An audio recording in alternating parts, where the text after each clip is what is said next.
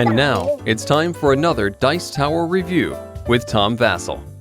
Today we're looking at an expansion for Hippos and Crocs, pools and lagoons. But what I'm going to do is I'm going to essentially, you might not know what Hippos and Crocs is, so I'm going to put them together. I'm going to talk about Hippos, Crocs, Buffaloes, and the pools and lagoons expansion. I don't often talk about how many times I play a game. I think people put too much stock into that. However, let me say this. I played this game over 100 times. Partially because it's very short, but partially because I've used it to great success in the classroom. Let me show you.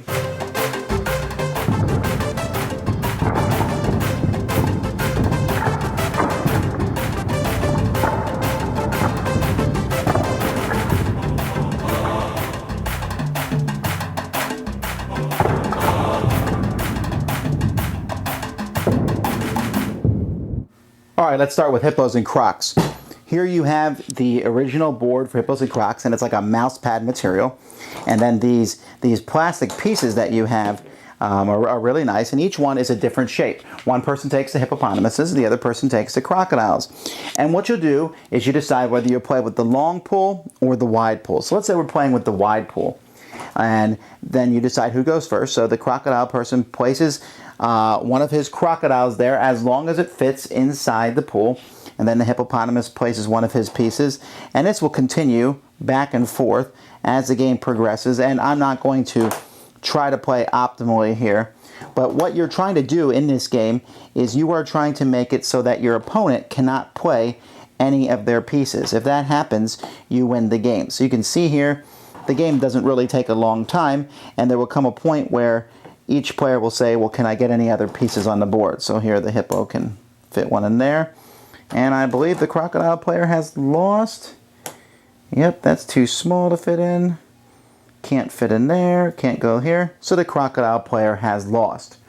Now, I know that some of you are automatically thinking, oh, the hippopotamus, it's easier to fit those in than the crocs. I promise you that it is not. The design of these shapes is amazing, and it's really back and forth. Now, the Buffaloes expansion did two things. First, it added a buffalo piece, which is another piece. It looks bigger than the other pieces, but it's not. And you can play a two-player game, buffaloes versus hippopotamuses, buffaloes versus crocodiles, or hippopotamus versus crocodiles. In fact, we would play a match of like 7-match series, and whoever loses each match decides which piece they're going to use, and then the winner must, they also decide whether they want to start or not the next match. The Hippos and Crocs Buffaloes expansion also added a new board. And this board basically is a bigger board where you can now play with 3 players. You can play with the water buffaloes, the crocodiles, and the hippopotamuses. Then we have the newest expansions, pools, lagoons, and trunks. What this does is it adds 2 new boards for players. This is just for variety's sake. So you can play in either of these 2 nice swimming pools. And then it also adds more hippos, crocs, and buffaloes for that purpose, 4 more each, so that you can play on these bigger boards. And then you can play with some of these floating logs in the pool. No, they're not a Snickers bar. And that will, you can basically start the game with those, and so that makes it more difficult to put your pieces down because those are going to get in the way of placing your pieces. And that's how you play the game. Hippos and Crocs comes in one of these pencil case type things, and the expansion comes another. I have all the boards in here, and then I have all the pieces in this one. It's an easy, simple game to get into, and like I said when I was going over the game, people always say, oh, well, the water buffaloes are the easiest, or the hippos. Everyone tells me that one of the 3 animals is the easiest, and I like that because that means that it's very well balanced. The game is simple. There's not a whole lot of exposition I can do on the game other than say it plays well. You could argue that the person who goes first has an advantage. I'm not sure, but like I said, we play a series of games and just switch back and forth who goes first, and that evens things out.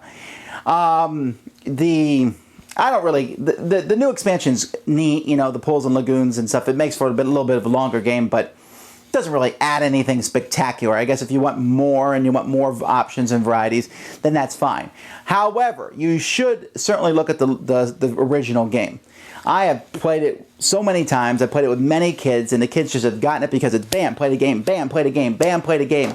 And it's so easy. You're simply just putting stuff out on a board. And putting stuff out on the board is a lot of fun. So I very highly recommend this game. Lots of fun. Hippos and Crocs and Buffaloes. Maybe they'll add snakes next. Thanks so much for watching the Dice Tower videos. Find more great videos and reviews, as well as our top-rated audio podcast at Dicetower.com. You can also find the latest board game news at Dicetowernews.com. I'm Eric Summerer, and you've been watching The Dice Tower. The Dice Tower is sponsored by Fun Again Games, the world's best game source. Fun Again Games has over 5,000 games available. Check them out at funagain.com. Shut the door!